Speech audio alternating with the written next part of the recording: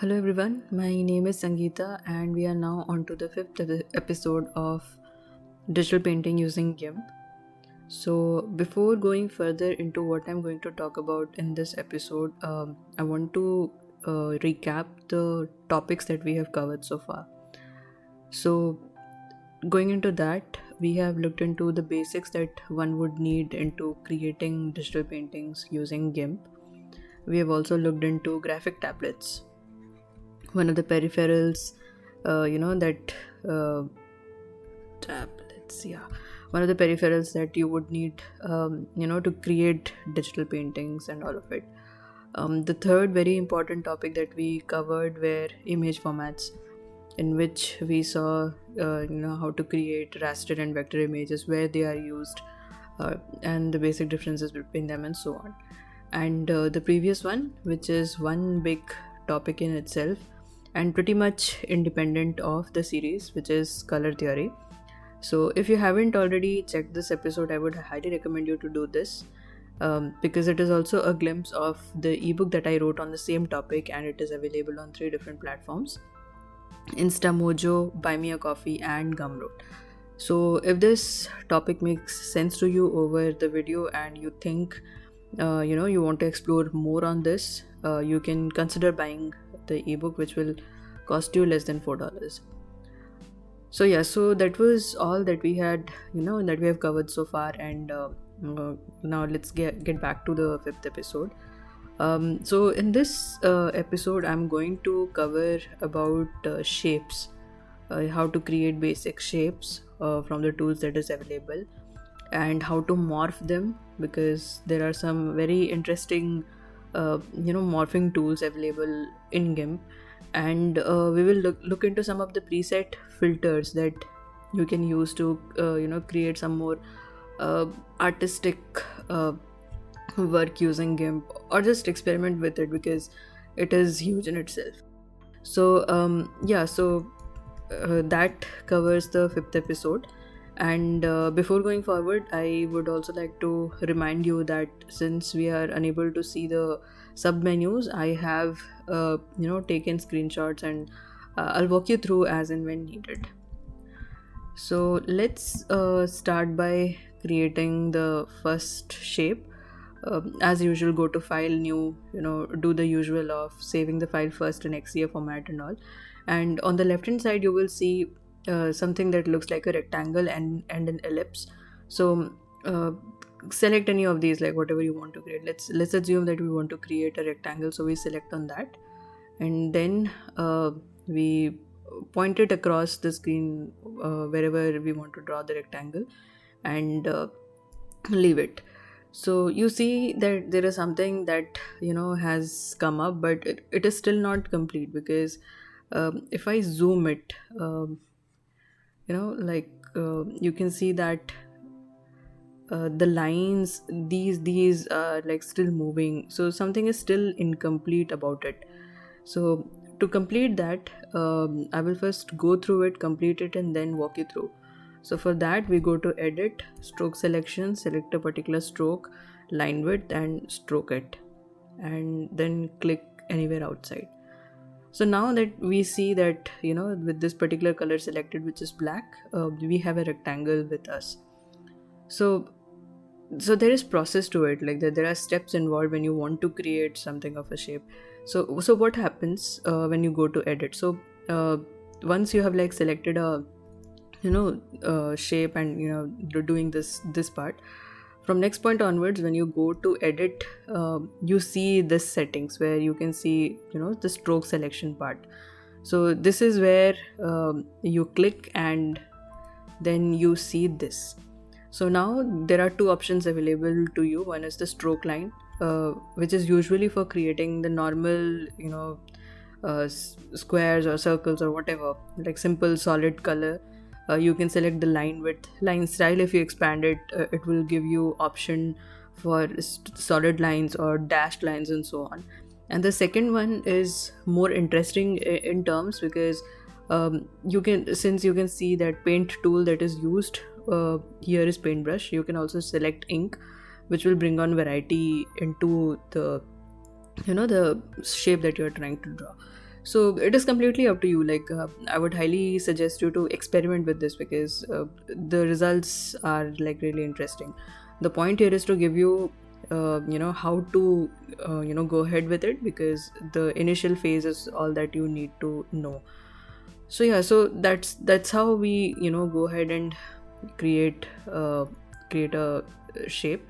Similarly, we can go and select the ellipse tool and just drag and drop, and go to edit, and let's try something different this time. I'll go with the stroke with paint, and the second option, and see this. So in this case, I selected ink, which is from the stroke with paint tool. And if you go through this paintbrush option, there is another one called ink, and that really creates a little variety. So there's a variety to it. So yeah, so this is how basic shapes are created, and with the same ones you can create ellipses and squares as well. Let's try something different, where we create a new layer. Whatever, let's let that have a white background, and we'll see.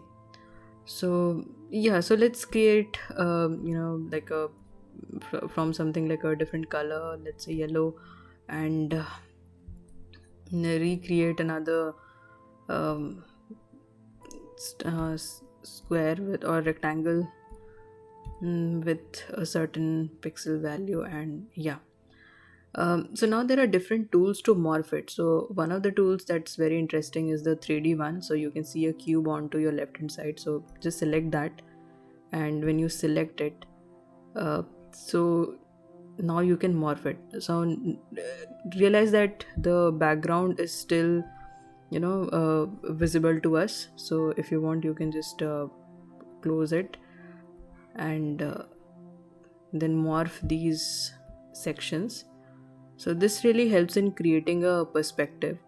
And when you are using this tool, you will see an option of transform matrix, which will help you to transform the whole thing. So let me just transform this, and then I'll guide you to that particular screenshot. So yeah, so now you can see that the whole thing is transformed and the original piece is lost. If I reselect the background layer, I can see this. So let me just hide it for the moment. So how does that transform matrix settings look like? So basically this. So whenever you are selecting a 3D one and playing around, this will pop up onto your right hand side of the screen, and as and when you're ready to transform, like as per your liking, you just click the transform and it transforms into this.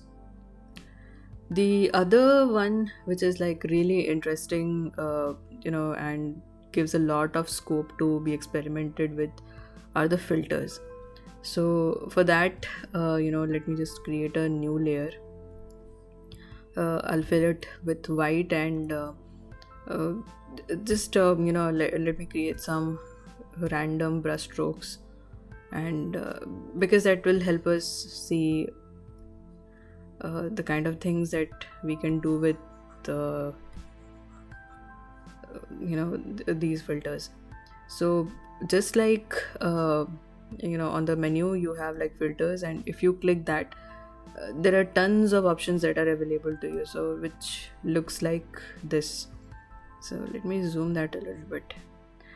So yeah, so like these are all the filters that are available to you, and you can blur things, you can add light, shadows. There are a few interesting ones like lights and shadows. You can create like a supernova effect and all of that.